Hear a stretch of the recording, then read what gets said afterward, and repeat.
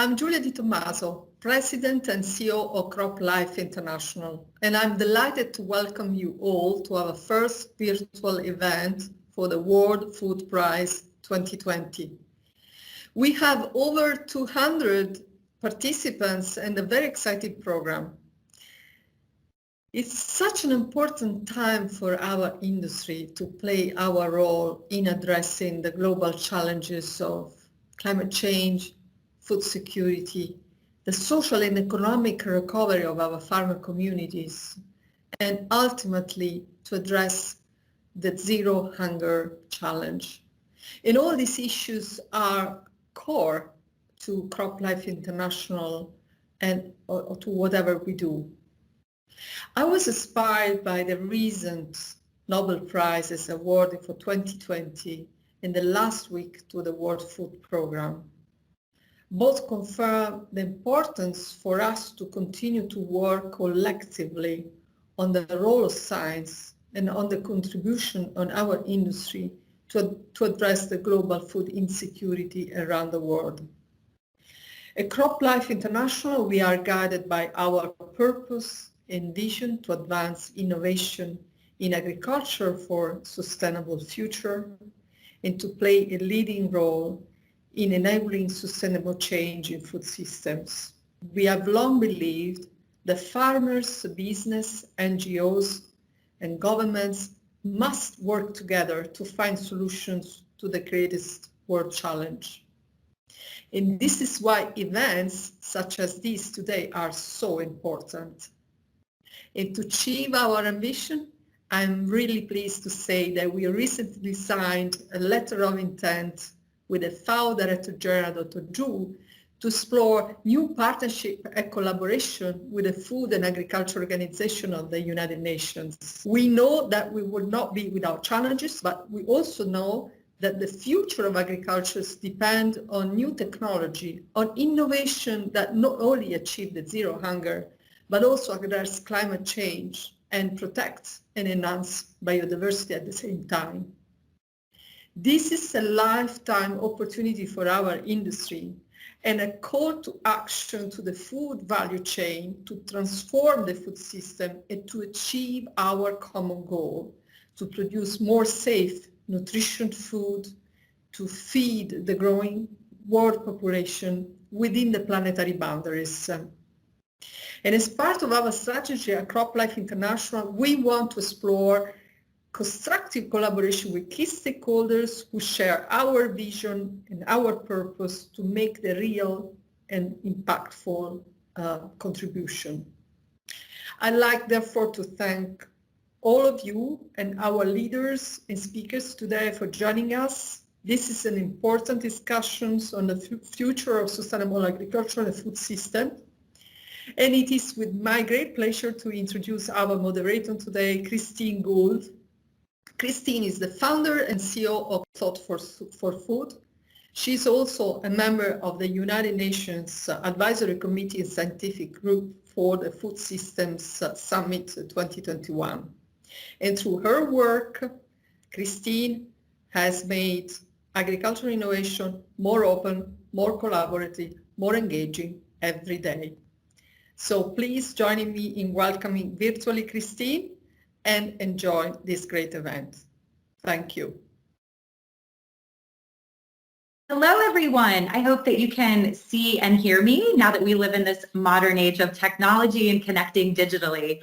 It is such an honor to be here. Thank you so much to CropLife International for hosting this event. I'm really excited to be part of this important discussion about how we can leverage scientific innovation and technology to create more sustainable global food systems for the future. As mentioned, I'm the founder and CEO of an organization called Thought for Food, which is focused on empowering the next generation of purpose-driven leaders in every part of the world to develop the breakthrough solutions that their future depends on. Our community comprises 30,000 millennials and Gen Zs in 175 countries, and we work with them to take their ideas, turn them into viable startups, and connect them to industry partners and investors so that they can be successful in their diverse localities. And as mentioned, I've also had the chance recently to join the advisory committee for the UN Food Systems Summit, which is taking place in 2021. And to me, it's a really watershed event to really start to look at these issues that I know everyone at CropLife International is working on and that we care deeply about too in Thought for Food, which is how we can address the challenges of feeding our planet through a systems lens so that we can look at the topics like biodiversity, climate change, water and nutrition and food security, all as part of the same problem to be solved. As we know, agriculture is a huge lever to address these challenges. It plays a vital role in supporting people, the environment, and in enabling the achievement of all of our UN Sustainable Development Goals. It's really at the heart of all of them. And over the next 50 years, we need to be focused on innovation to ensure the continuing prosperity of our planet from a social perspective, from an economic perspective, and from an ecological perspective. So that's why at today's event, we're going to be looking at experts that are working at the intersection of agriculture and the environment to promote a more sustainable future, and even a more resilient future, which I think is something that we need to be thinking about more than sustainability. We're going to hear from farmers affiliated with the Global Farmer Network, and then we're going to hear from our two keynote speakers today. Before we turn it over to the video we have from farmers, the heroes on the front lines, I do want to introduce our two keynote speakers quickly. Michael Doane is the Global Managing Director for Food and Water Systems at the Nature Conservancy. And Cassia is the founder and CEO of Youth Climate Leaders. I've had the amazing chance to sit down with both of them ahead of today's call to talk about how a new generation of scientists, farmers, policymakers, and advocates are continuing to carry out Dr. Norman Borlaug's vision for a green revolution and to take things further than he ever imagined. I know that you guys are all going to enjoy the insights as much as I did. I hope that we kept the conversation lively and engaging for you. And afterwards, Michael and Cassia will join me for a Q&A where we're going to answer the questions that many of you pre-submitted ahead of today's event. So yes, we're meeting as usual in a virtual setting, which is what 2020 is called for, but this doesn't mean that we don't want to hear directly from you. We're going to try out some polls, which will allow us to get some real-time answers from you around some of the key topics that we're going to be discussing. So as each question appears, you can click on the answer on the screen that best aligns with your viewpoints. And I think one just popped up now.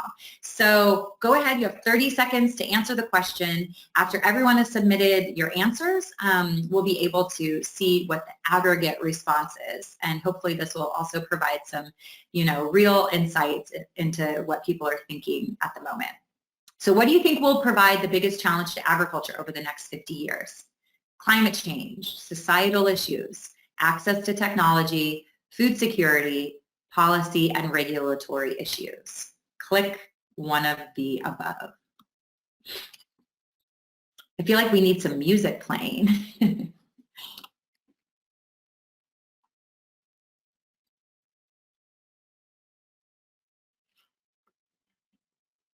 For those of you in the US, you can hear Jeopardy music in your head.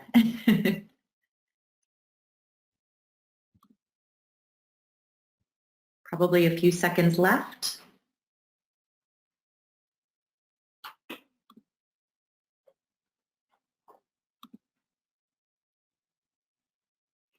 Okay, let's see if we can get the answers here. Climate change and environmental issues with a resounding 61%. That was my answer too. Exciting, but I think we can all agree all of these are quite inextricably linked. Okay, so thanks very much for your feedback. Before we start the videos, Michael, Cassie, and myself will turn off our cameras. So thank you very much. Looking forward to the lively discussion afterwards. And now to the videos.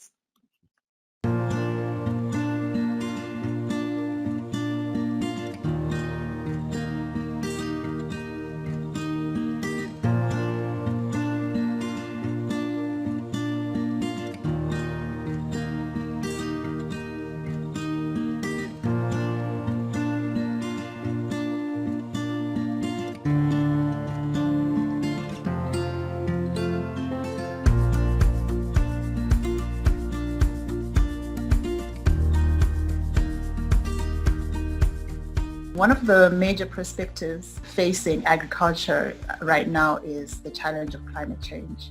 So when we look at the yields that farmers are getting now, our yields have reduced significantly because of climate change. Uruguay is a small country. We are only 3 million people, and we produce food for 30 million people. Climate change is a big problem for us. We as a farm are going green, so we will be using solar energy throughout. So the next 10 years for us will be reducing dramatically carbon emissions. We'll be looking at how we can even use better chemicals, better seeds that protect the environment and give us higher yields. I think the best thing that we can receive here is the control of the weather, but this is a little difficult. When I look at the next 10 years, the next 15 years, I see there'll be more adaptation of better improved varieties, especially for African environments. Principal technology that we have to apply is the precision agriculture. First of all, we have to learn a lot of the soil that we are producing. And Uruguay, we are so proud of being the first in the world that use drones for text photos for the fields. With COVID, one of the most devastating things that happened this year is farmers had to throw away vegetables and flowers that they've been growing for the export market. If I didn't have to think about money and I had some genie that I could rub and get a wish of whatever I would want for my farm, I think I would look more just for the community, not just for the farm. We lose about 30% of our produce due to post-harvest losses. I would develop a community setup where we have cold storage facilities, which are all run by renewable facilities. We have to eat every day, and we have to produce a lot for the world, and we have to produce more, and we have to produce better with all the things that we use to make the agriculture production. To me, sustainable farming means that we are farming thinking of the future. We're not farming thinking only of today.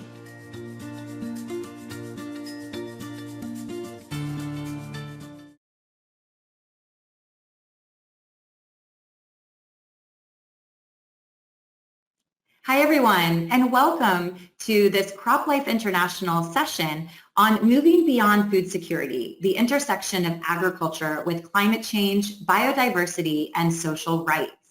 It's my pleasure to be moderating a discussion with Michael Doane from the Nature Conservancy. We'll introduce him in a moment on this important topic. And my name is Christine Gould. I am the founder and CEO of an organization called Thought for Food, which is focused on catalyzing breakthrough innovation led by the next generation all around the world. It's really exciting to be talking to you, Michael, as you've been a leader in this space throughout your career. So I'd love to talk with you first about maybe a quick introduction of who you are and what you're doing at the Nature Conservancy and what brought you to this role. Well, thank you, Christine. It's wonderful to be with you and the whole audience here today. I do lead an area for the Nature Conservancy that's relatively new, but I think very important.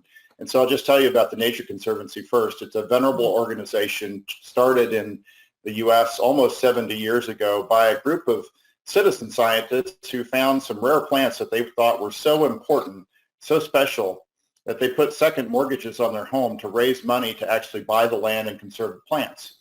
And that really kind of built the ethic of the Conservancy from the very start, which was to look out for the specialness of nature and to protect it. And so that's how a lot of people know us today, as our large protection strategies that have gone on for now decades and has spawned really a new conservation ethic. Can you talk a little bit about this provisionary aspect of nature and the work that you're leading, and how does that link to sustainability, and particularly sustainability in agriculture? At the Nature Conservancy, our mission is to conserve the land and water upon which all life depends. And we want to realize that vision by really understanding that it's not about people versus nature. It's not a competition for resources. It's really a virtuous cycle if we get it right. And that's this idea that, as people, we have an opportunity and a responsibility to take care of nature, to steward her, to protect her, to help her when she's broken, and to repair her. But in the same way, nature takes care of us. Nature gives us food and water and sustenance. And if we take care of her, she'll take care of us. And so it's this virtuous cycle. Unfortunately, what I think we found is in certain places it's broken. And so the task before us is to restore nature in a way that she can then restore and support and provision us. The work that I lead is a team of experts around the world that focus on agriculture, fisheries, and fresh water. And what we now know is we have the science and capability to really turn the food system into a planetary restoration agenda. Mm-hmm. That's beautiful. It's a really interesting point that you made about this either or dichotomy that has dominated how we've looked at, the world to date. It's been really about, we need to be productive versus restorative. We need technology versus, low tech, natural solutions. And what I see more and more of, and I think it sounds like what you're working on, is how to bring this either or into an and, that we can be both productive and restorative, that we can have technology, and natural solutions. Is this something that you would agree with? And if so, how do you see that happening, and what is the role of science and innovation in bringing this either or into an and? Absolutely. The notion of sustainability was really built on this balance that kind of gets a little bit into the details of that false choice, I would argue, which is, how little can we damage the environment and still produce enough food for people?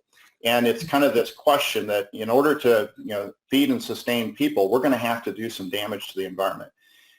Our belief is that that's an old agenda. That's a yesterday kind of problem. The opportunity right now is to see the food production system as the largest gateway for restoration on the planet, and nothing less. That said, it's not business as usual.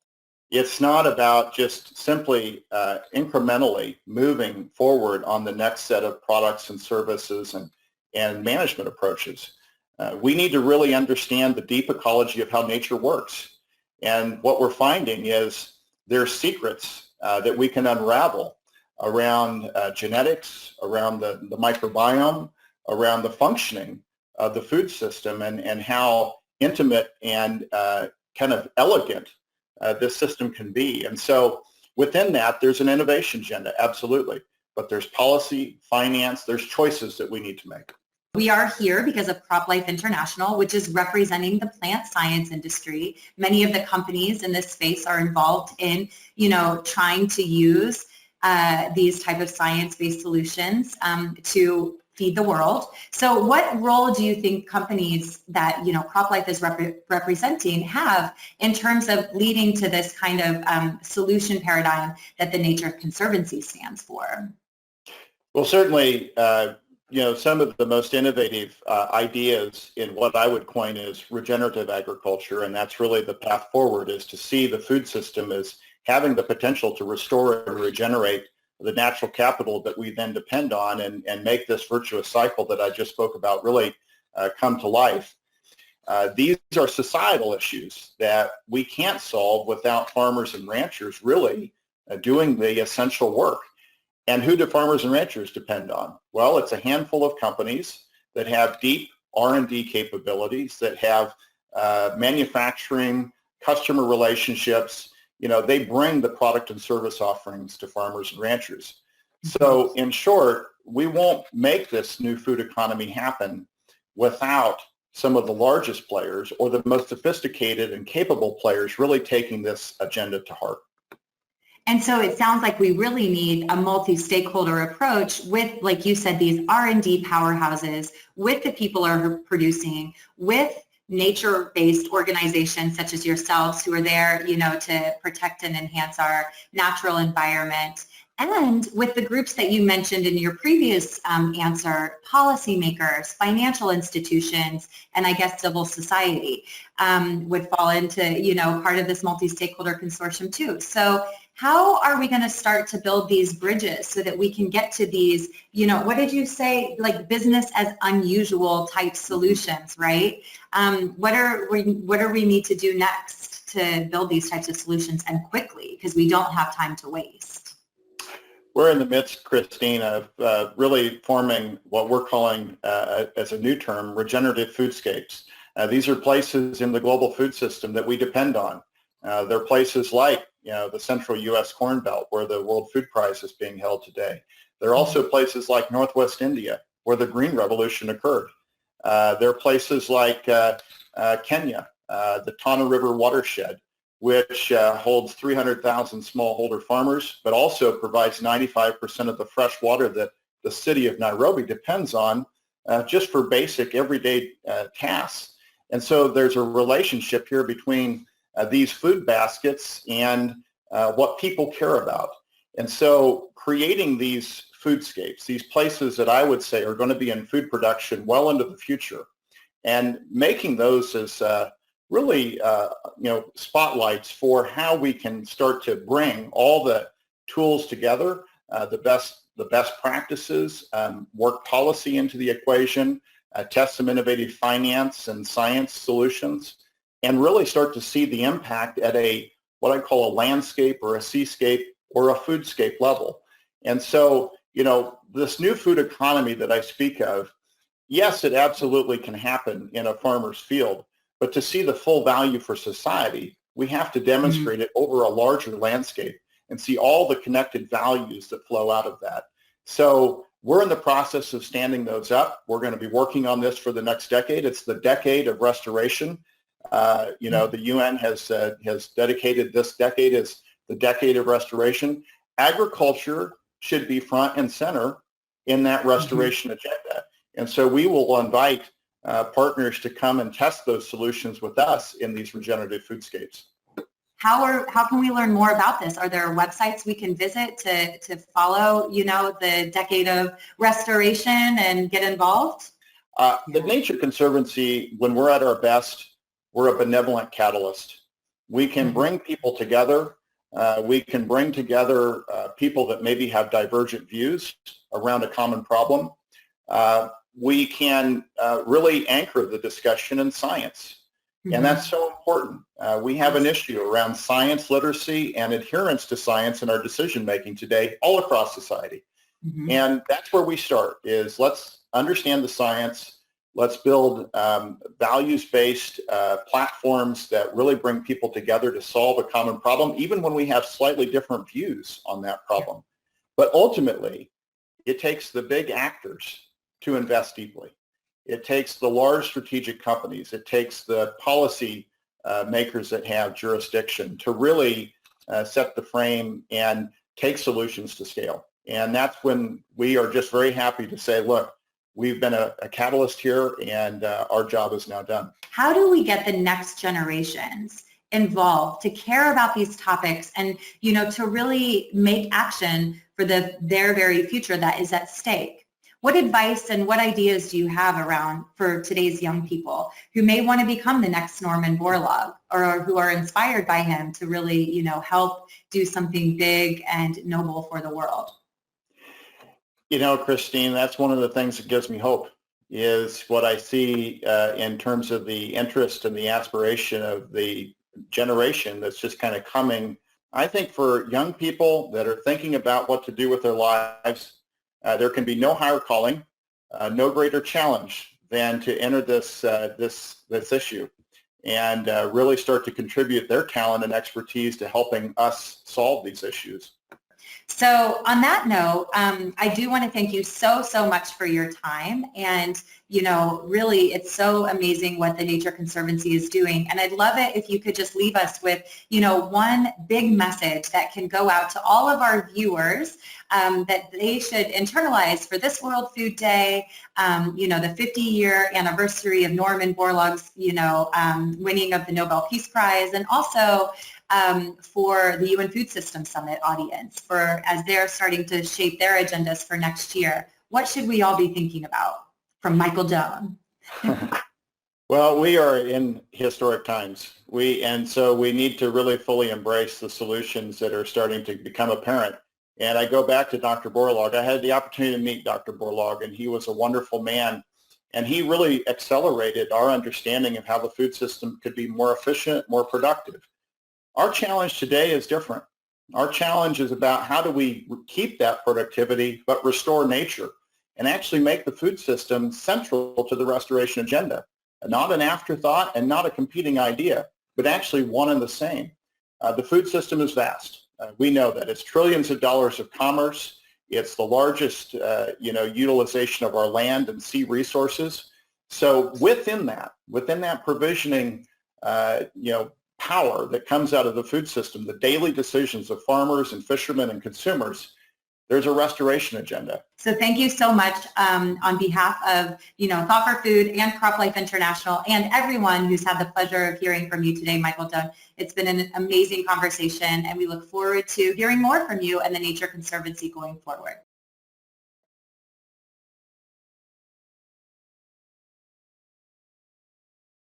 Hi everyone, welcome Cassia to this exciting dialogue today in commemoration of Norman Borlaug's 50th anniversary of winning the Nobel Peace Prize. It's really exciting to think about, the legacy that he left and actually the future now that we have to shape in the food and agriculture space. And particularly by we, I mean today's young people. And so, Cassia, I'd love if you could tell us a little bit more about the organization that you are founder and CEO of, which is Youth Climate Leaders. Thank you, Christine. I'm really happy to be with you today. Youth Climate Leaders is a young organization. We are 2.5 years old. And we were created to help young people that were already aware about climate change and wanted to do something, which is a growing movement, as you all know. So what we do in a nutshell is to train and connect young people with concrete opportunities to start their careers on climate change. And I think all these three main components, the learning journeys, the training part, the network itself, and the access to opportunities, they complement each other. And we are creating this ecosystem so that we can help young people worldwide to really take action about climate change. Amazing. And you mentioned ecosystems and networks, which I think it's really important for the viewers to know. We're part of this interrelated ecosystem and network of change makers. My organization, Thought for Food, works closely with youth climate leaders and youth climate leaders also with ourselves to really, as you said, kind of empower young people everywhere in the world to become catalysts for change. So can you give us some really tangible insight into what your program is comprised of? If you are a youth climate leader selected to be one, what do you actually do in your program? Yeah, right now, as you said, the learning journeys, they are the way to enter on our network. And we had two main ones, the YCL course, which is 2-month training twice a week, right now in Portuguese, but we are working to translate to other languages.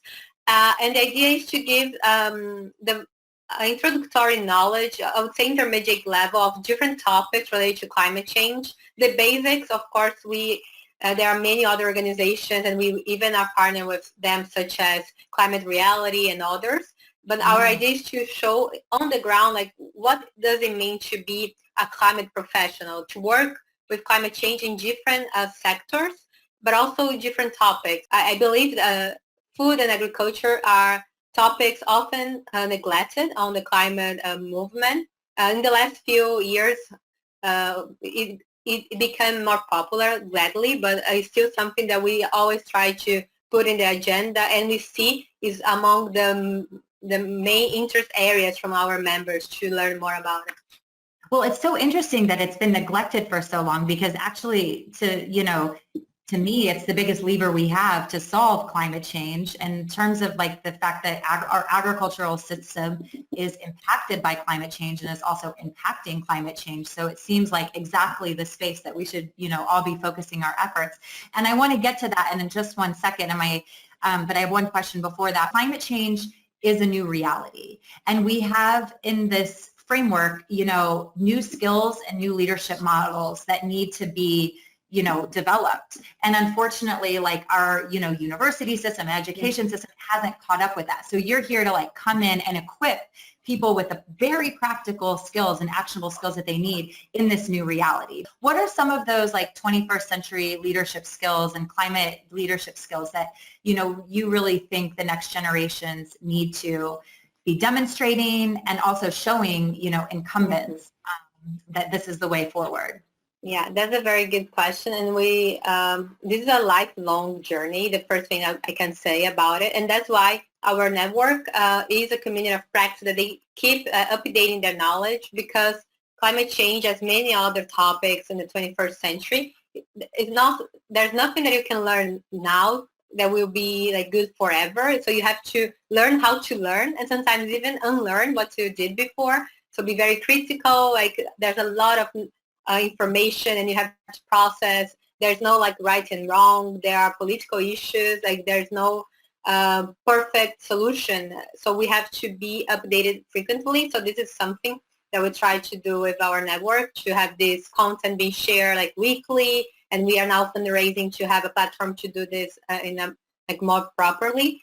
Another thing that we always bring is diversity, even if it's a national course, like people from different backgrounds, opinions, and because of the Day of the Climate Profession that we're organizing, people that come from the oil and gas sector looking for us like to make a career transition, or like to bring climate change to their sector in a way that they can like also be part of the solution. So it's important to be inclusive, and I see oftentimes that the climate movement not always is that inclusive, and we will need everyone. So I think we are kind of the organization that if you want to help, like you can talk to us, and we will try also to bring you together. And I think this is what have made a lot of success from different sectors, and our membership is very diverse as well. I love this. It's literally like a playbook that we have at Thought for Food too, about how to change the world like the next gen way. And I mentioned the next gen way because, well, the facts are, more than half of the world's population is under 30 years old. So with that in mind, this is a huge demographic alive. They come, hardwired with many of the leadership skills and attributes that you've just described. So what can we be doing really to empower them, through organizations such as yours? Like what should the people listening on today's webinar be thinking about in terms of how they can, empower young people to become these climate leaders? Mm-hmm. Totally. I think one of the reasons I found the youth climate leaders is because I was not happy with what was going on with youth leadership, and not only on climate change, but like other multilateral issues. Mm-hmm. And the first thing is I would go beyond giving a voice to youth. There's a lot of talk about giving a voice, and sometimes you bring a keynote speaker that is young and right to your event, but then like after that, that's it. Or if you do a survey, you make a report, you add to a UN resolution like one quote, and this is not, of course, enough. So I think both of our organizations, what we try to do is to help other organizations to include young people in the implementation of the solutions, or sometimes even leading this implementation with their innovative projects.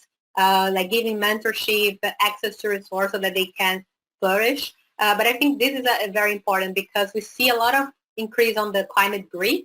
Young people worldwide and from all ages. Like I've been discussing with parents they have children 8 years old and they are like already anxious about climate change. I've been in panels and webinars with children with this age, and they sometimes were even quitting their schools because they are so anxious. So I think what we have to do, like to channel this anger, which is, they have like all the reasons to be feeling that way. Unfortunately, more adults should be feeling this urgency that they do. And of course, they will inherit this world. And most of the people that are negotiating those issues may not be alive in 2050. So that's an issue. So we have to channel this energy into action, and this is what we try to do, either like connecting them with jobs, or as you also do, giving mentorship to their own initiatives, so that they can feel that they are part of the solution, and they can do this in a system level approach, not only like alone at their city, but if they are part of the global network, they feel that their actions are summing up into systemic change, which I think is also important. And so let's talk specifically about food and agriculture. And you mentioned oil and gas having a seat at the table in the climate discussions. What about the big companies here who sometimes, get questioned by, big society about their roles and motivations? But I think, people like us see that they should have a seat at the table and have an important role to play in this transition and transformation that we need. But tell me more about what your perspective is about what the companies should be doing and what role they should be playing. I think the first step is this internal change, to really be serious about if you want to have a positive impact on climate change and other social issues, to really go beyond lip service and show they produce food, and they are the one that can be leading those efforts.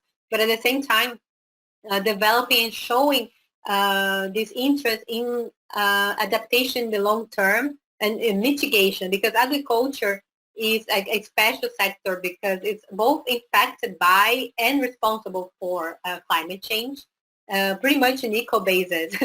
So I think the agriculture sector is one of, as you said, should be one of the most interested in avoiding the worst effects of climate change. So really committing with mitigation efforts. I mean, everything you just said is music to my ears. I nerd out on plant breeding, and the future is so bright in this space. If we can start to discover, all of the genetic diversity that's so vast in our, currently produced crops and in ones that are kind of underutilized right now, start to create, new opportunities with this plethora of nutritious crops currently grown by smallholders to meet the demands for new proteins and, other types of also experiences, right, and how we eat. I think while also empowering farmers, the world is our oyster. There's so much for the plant science industry to do, while also, that's a huge opportunity space, but also while solving the problems, right, the very real problems that you outlined, such that Africa and Asia will be experiencing very quickly as a result of climate change. So there's work to be done. Cassia, I would love to end with some final words of wisdom from you, advice to all of the viewers who are here, to celebrate Norman Borlaug's legacy and think about the future of our food system. What are, your parting words of advice or lessons learned, and share those with us now. Great.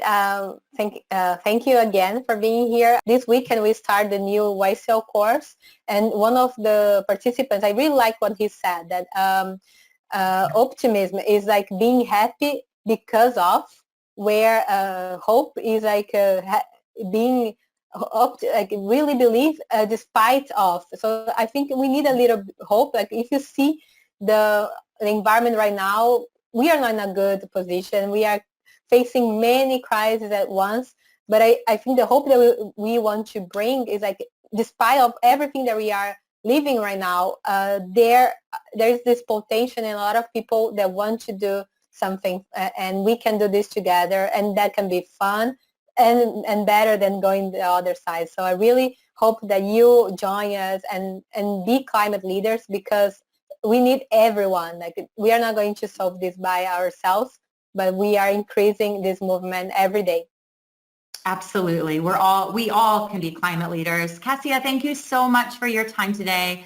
I'm sure you will be having so many questions from the audience, and also many people who want to get in touch and get involved with YCL. So thank you to everyone who's tuned in, and we look forward to hearing your questions and counting you as a climate leader for the future.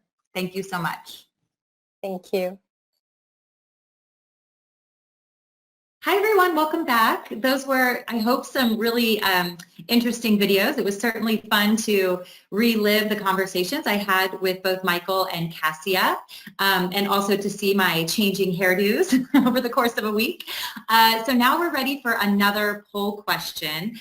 Everyone will have 30 seconds to answer this question. After everyone has submitted their answers, just like last time, we'll be able to see the responses in aggregate. So this question is now, what innovations do you think will bring the most change to agriculture over the next 50 years? Will it be digitization, seed and crop protection advancements, finance and equity opportunities, energy innovations, or environmental changes? Imagine that Jeopardy music and give us your answers. I'm excited to see where people stand on these questions.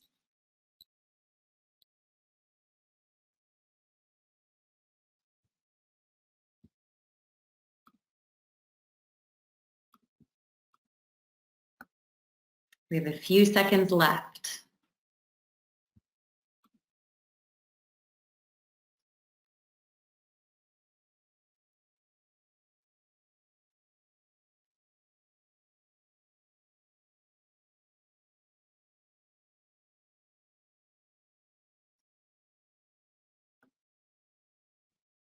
And we're back, and I hope to see the results pop up. Oh, a little bit less of a clear winner, but we have digitalization with 41% lead, followed by seed and crop protection advancements, environmental changes, finance and equity opportunities, and energy innovations coming in at 8%. Thank you so much for sharing your responses. I think that these types of questions are important for all of us in the industry to be thinking about, and they represent a snapshot of the types of, big, broad, multi-stakeholder discussions that are really needed if we're going to catalyze change and development in the industry and carry forward the important legacy of Dr. Norman Borlaug. So as I mentioned, it was truly a joy to sit down with both Michael and Cassia, and we do want to not just have this be a video viewing session, but actually have a true dialogue. So I would love to invite Michael and Cassia to join me live for a Q&A. We'll be going through questions that were submitted in advance, so we're not going to be taking questions live. That said, I'm sure, both of them would be very interested to hear from you directly and to carry forward the conversation if you have questions that don't get covered today. So welcome, Michael and Cassia. Welcome back. Thank you. How are you guys doing today? Good. Very well. It's busy times because it's, World Food Day week, right? So this is like a big moment for those of us in the industry. So I am excited to carry forward the discussion today. And like I mentioned, we're going to be kind of taking questions that were pre-submitted. So the first question is really around what role modern agriculture should play and what kind of strategies should they be embracing if we are to balance climate change, biodiversity, and social change. And I think we're looking for really specific ideas around the strategies and role that modern agriculture can play here. I'll maybe lead with two ideas to that question, Christine. One is, an innovation idea, which, we talked about a little bit earlier today, but to be more specific, I think, some of the most exciting work in the whole world is around the microbiome. And, what we see is the soil, plant, animal microbiomes, in new ways, in ways that we didn't appreciate or understand.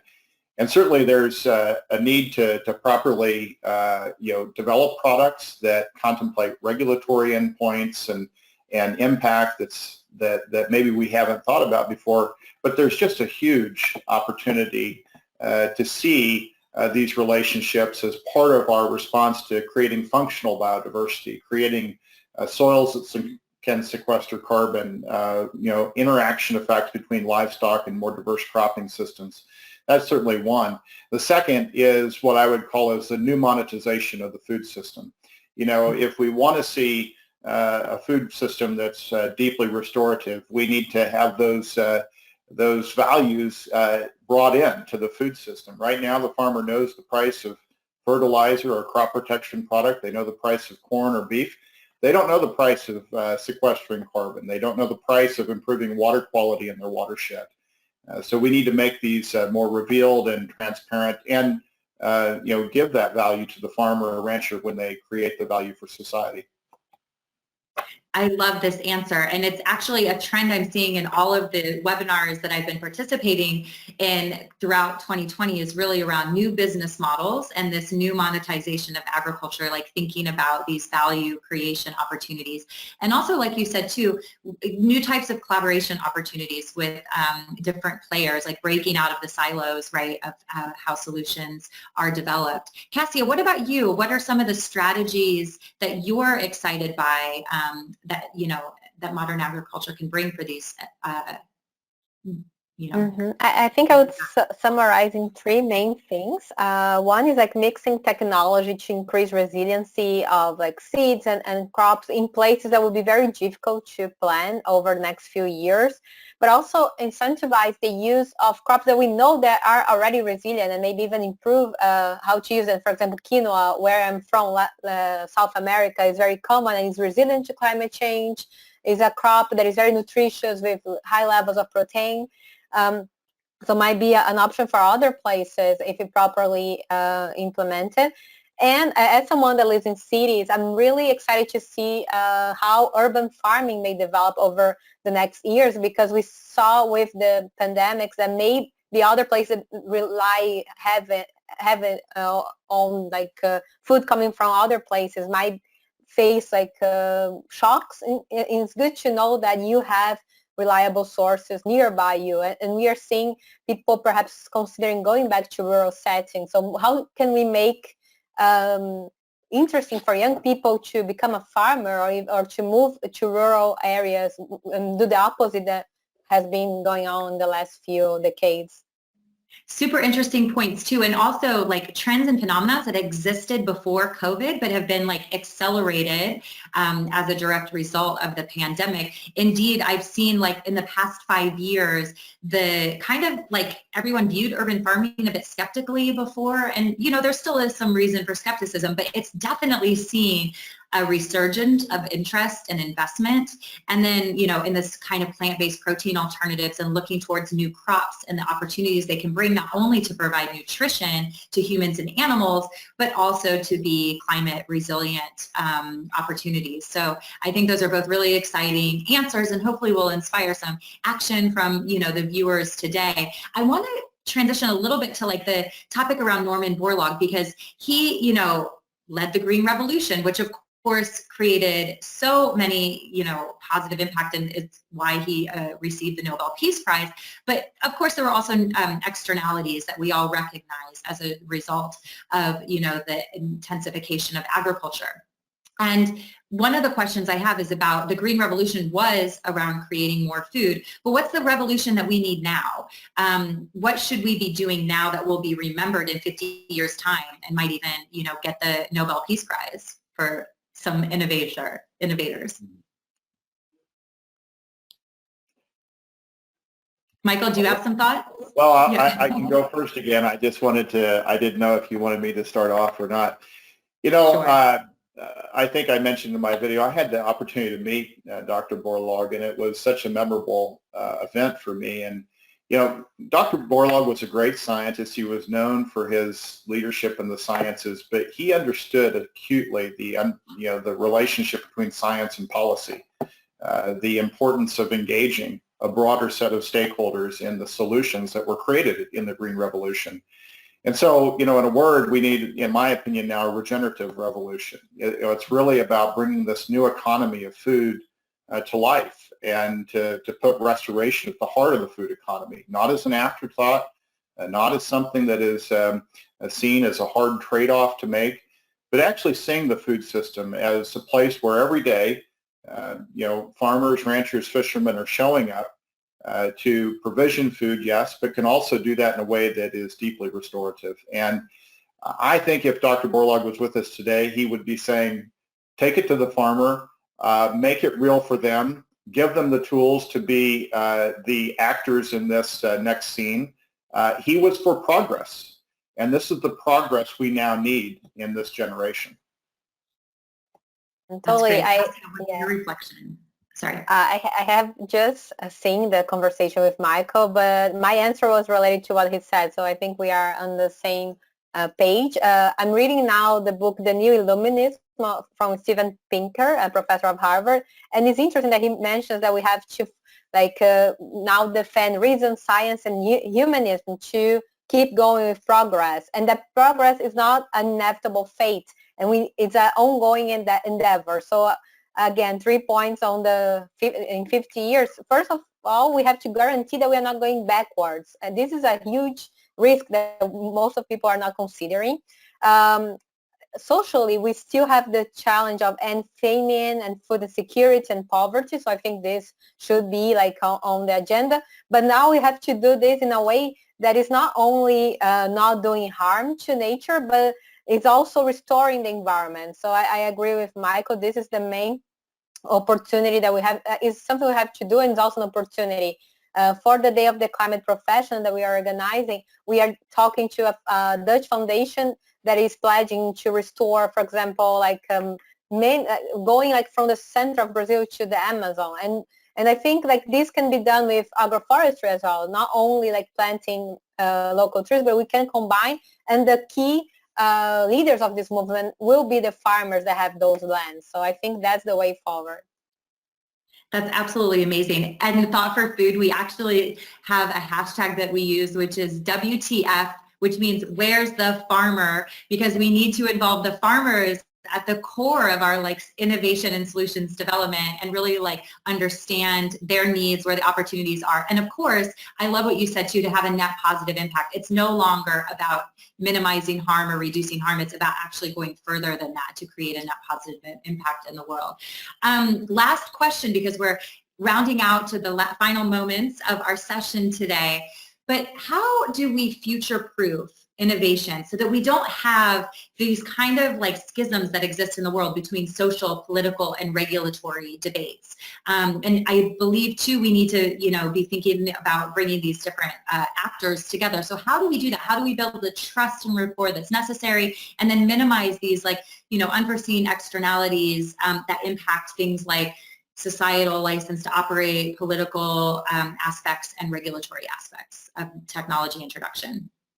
I think I can start on this one, because something that we try to do every time with youth climate leaders is to put as many different actors together at the table. And I think the way you started the question is like, at least from my point of view, part of the answer, because people will trust more the innovation if they are part of it, not like if they just receive from someone from another country.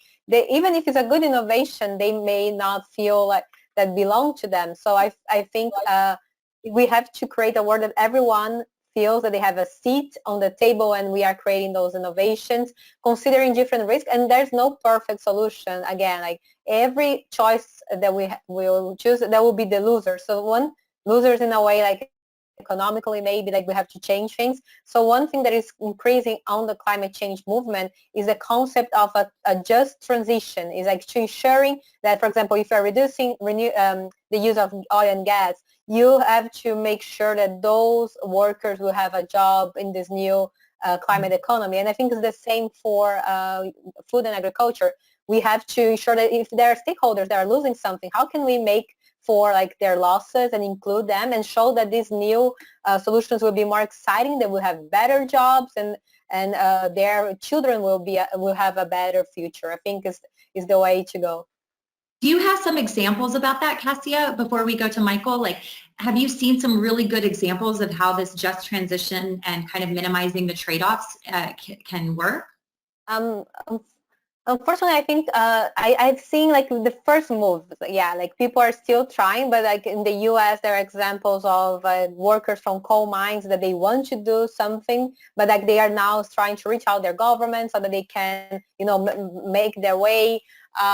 In Youth Climate Leaders, we have receiving requests from people that work in different sectors and they want to do this career transition. So I think the first step is actually listen, because there's a lot of finger pointing saying that you're a bad guy, I don't even want to talk to you. And now with the pandemic, I've been talking to local and national governments that are willing to set up policies to do this in a more organized way. So like people that lost their jobs in tourism, they can be placed on like the renewable energy, new projects, and that might be a way forward. Yeah, absolutely. Michael, what are your thoughts on this? Well, I think just to, kind of get to the heart of the issue, it kind of comes to the trust, that you have in the food system. And what we now understand is that especially among the up and coming generations, that trust is low. That doesn't mean it's a hopeless cause, though, because what we also find in a lot of that research is, the avenues to restoring trust run right through the topics we've been talking about. What's our contribution to solving the climate crisis, the biodiversity crisis, to protecting against the next pandemic, to building a more socially just food system? We have an opportunity to design those responses. The other thing, though, is transparency. And this is where, I think there's just been a lack of really courageous, radical transparency in the food system. We now have the digital tools. We now have the opportunities to really load a lot more information into that food system in a way that explains how the food was produced, where it came from, any issues that may be involved there that the consumer wants. And look, we're living in a generation where anybody, especially the next generation, looks at their phone and expects to get the answer instantaneously. So this is not going away. Both of these issues are installed trends for the future, so we might as well get on with mapping into that, building that, and putting science at the heart of that. Not walking away from science, but actually leading with science and restoring the confidence in science. So a lot to do there, but it ultimately comes down to we have to be more courageous around the contribution and the transparency.